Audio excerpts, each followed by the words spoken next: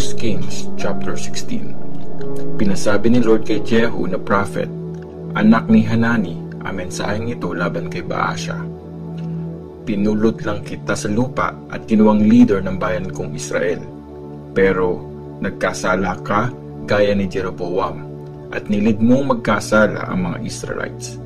Ginalit mo ako sa pagkakasala nila. Kaya tingnan mo, uubusin kita at ang pamilya mo. Magiging kagaya kayo ng pamilya ni Jeroboam na anak ni Nebat.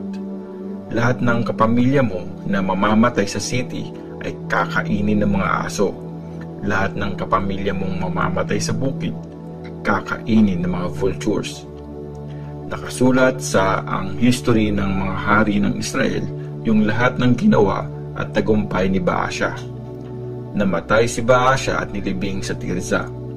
Ang anak niyang si Ela ang pumalit sa kanya bilang hari. Bukod pa sa mga ito, pinadala ni Lord si Prophet Jehu na anak ni Hanani para magbigay ng mensahe kay Baasha at sa pamilya niya dahil sa lahat ng kasamaang ginawa ni Baasha sa paningin ni Lord.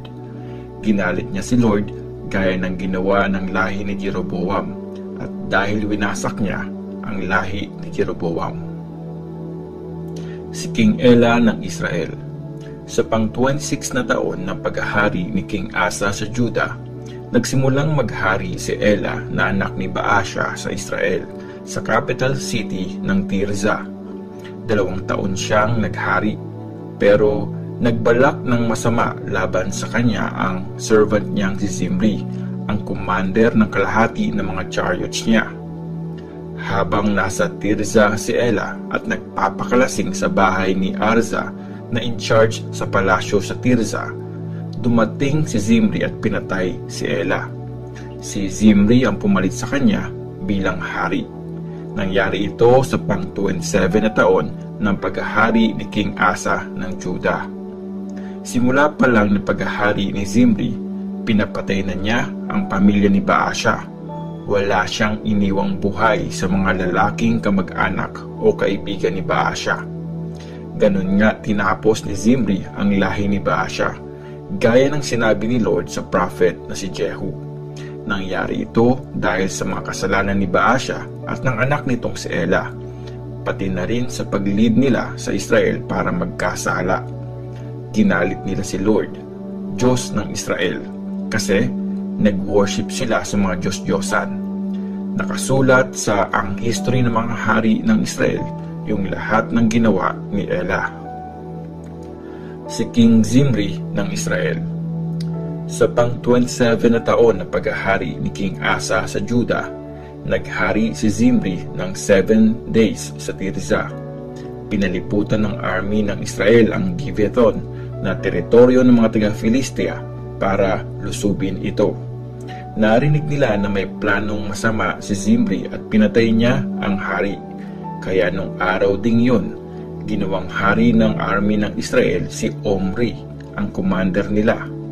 Umalis agad si Omri sa Gibeton kasama ang army ng Israel para lusubin ang Tirza. Nung nakita ni Zimri na nasakop na ang city, pumunta siya sa looban ng palasyo. Sinunog ang palasyo at kasama siyang namatay sa sunog.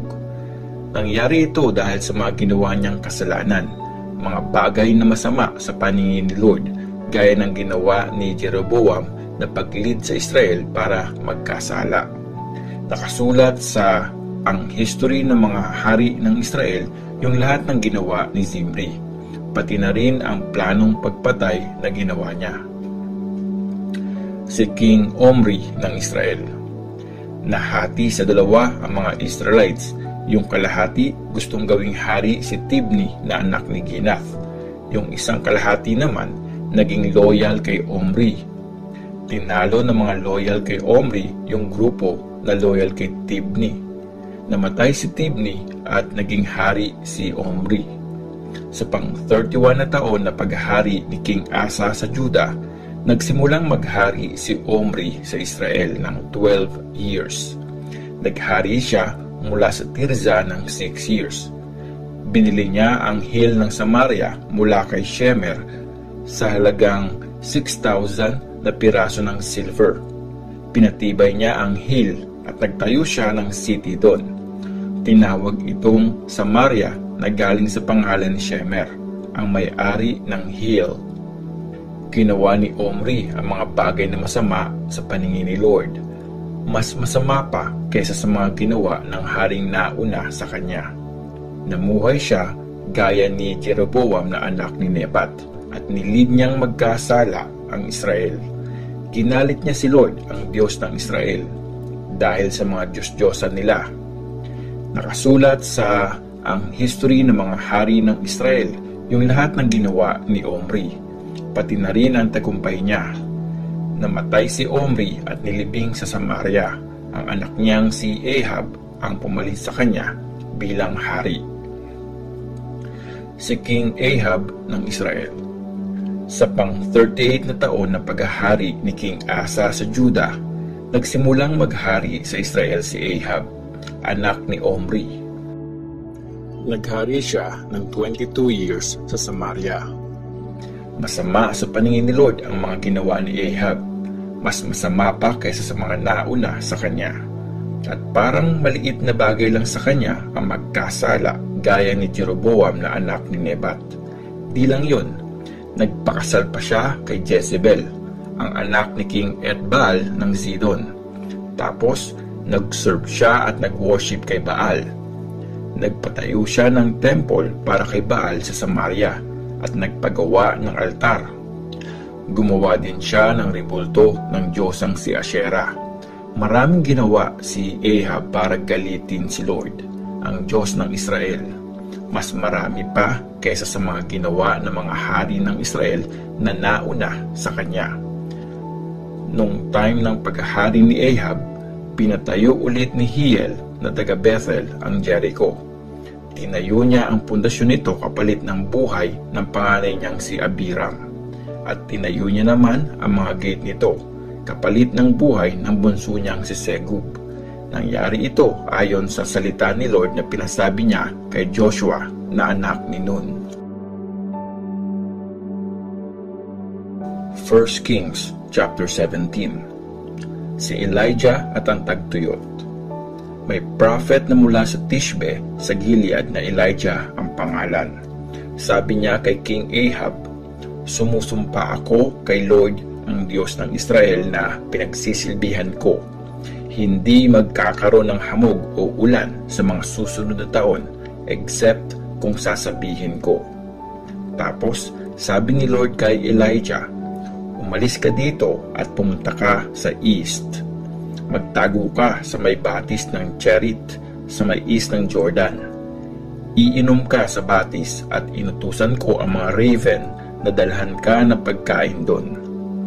Sinunod ni Elijah ang mga sinabi ni Lord. Pumunta siya sa may batis ng Cherit sa may east ng Jordan at nanirahan siya doon. Tinadalhan siya ng mga raven ng tinapay at karne sa umaga. Ganun din sa gabi. Sa batis siya umiinom at dumating ang panahon na natuyo ang batis dahil hindi na umuulan sa lupain.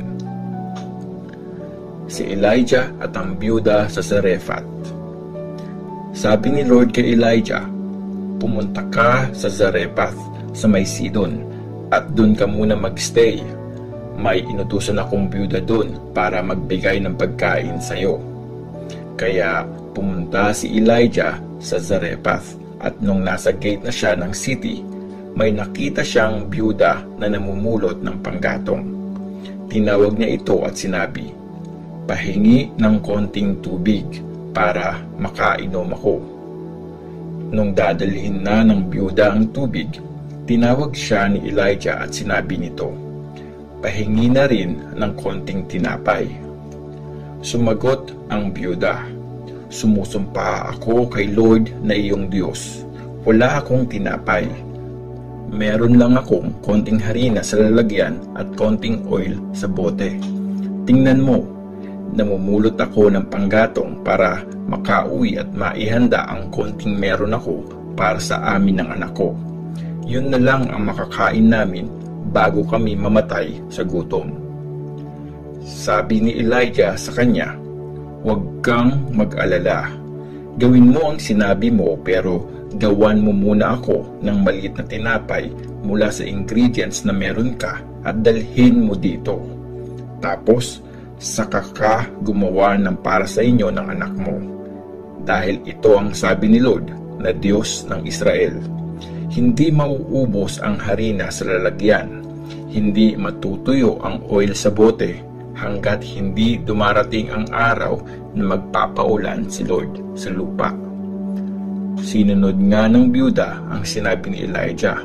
Hindi naubusan ng pagkain ng mag-ina at si Elijah sa matagal na panahon. Gaya ng sinabi ni Lord kay Elijah, hindi naubos ang harina sa lalagyan o natuyo ang oil sa bote.